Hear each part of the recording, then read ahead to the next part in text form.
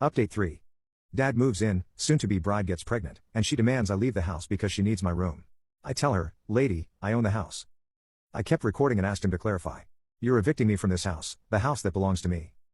Jennifer snapped that it belonged to this family and families make decisions together. I didn't get to hold everyone hostage because of some paperwork technicality. Paperwork technicality. Property ownership was a paperwork technicality. Dad, whose name is on the deed? Pure awkward silence. Dad realized he'd never actually checked the paperwork from when Grandpa died.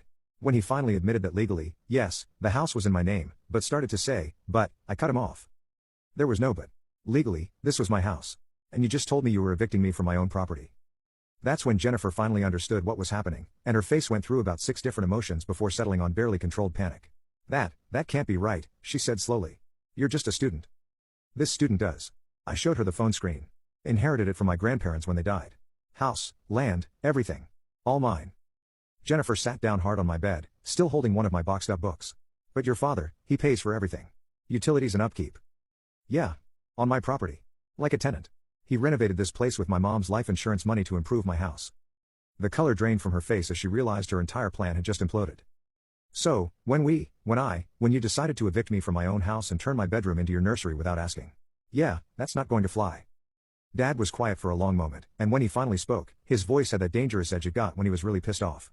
Fine, he said. It's my house. But I was still 21 years old, and I was still his son, and I was still going to do what he told me to do. Actually, no, I wasn't. He said we'd see about that and walked out. Jennifer stayed sitting on my bed, staring at the boxes of my stuff she'd been packing like they were evidence of a crime. She said this was insane. This wasn't how families work. You're right. Families don't usually steal each other's houses. She looked up at me with pure hatred.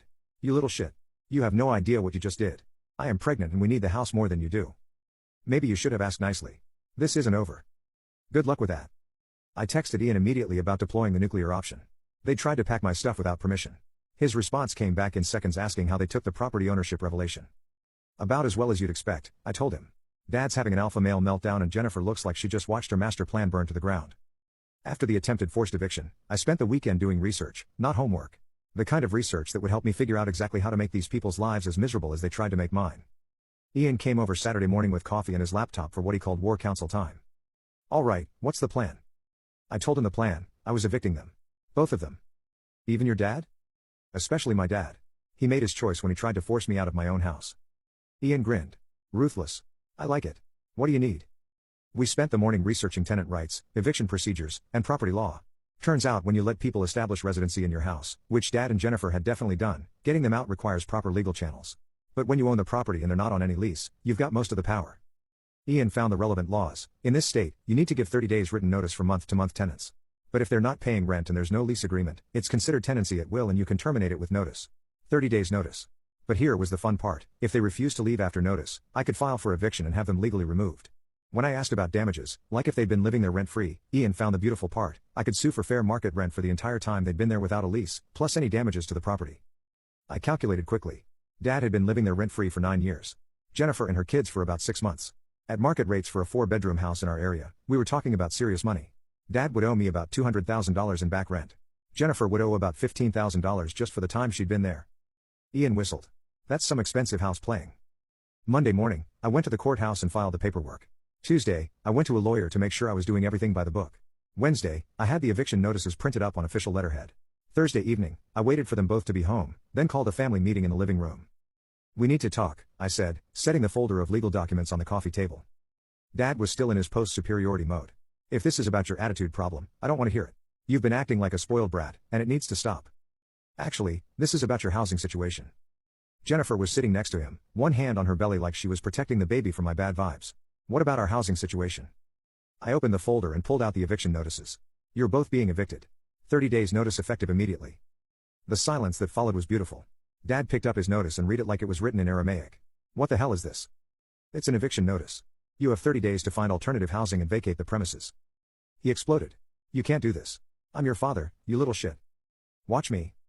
Jennifer screamed. That's illegal. You can't kick a pregnant woman. Actually, I can. But we don't pay rent, she said, like that was some kind of gotcha. Exactly. You're tenants at will, which means you have even fewer rights than people with leases. Dad stood up, and I could see that vein in his forehead. That meant he was about to lose his shit completely. He called this the most ungrateful, disrespectful thing I'd ever done after everything he'd sacrificed for me. He went off about how he raised me, put money into this place, and had been taking care of everything, and now he could take care of his own housing like every other adult on the planet. Jennifer was reading through the notice again, and I could see the exact moment she found the part about back rent. She asked what this was about: owed compensation for unlawful occupancy. That's the lawsuit I'm filing for the rent you should have been paying this whole time, fair market value for a 4-bedroom house, calculated monthly for the duration of your unauthorized residency. When Dad asked how much, I told him, for him, about $200,000. For Jennifer and her kids, $15,000 and counting. The color drained from both their faces. Jennifer whispered, "You can't be serious." Dead serious.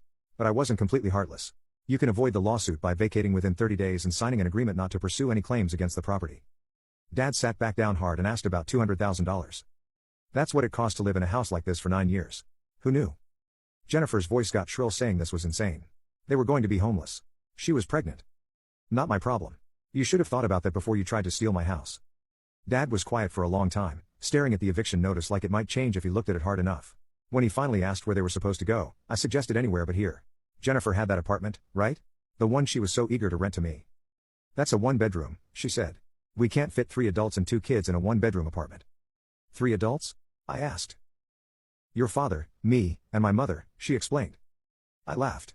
Oh, she thought her mother was still invited to this party. That was adorable. Dad said he couldn't do this. He didn't have anywhere to go. All his money was tied up in this place. His money was tied up in my place. And now he knew how it felt to be told he had to leave. Jennifer started crying, the angry, frustrated sobs of someone whose manipulation tactics weren't working anymore. She went on about how unfair this was, how they were building a life together and were going to be a family. But the baby, she wailed, the baby she got pregnant with to lock down my dad. That baby. Her crying stopped instantly, and the look she gave me was pure hatred.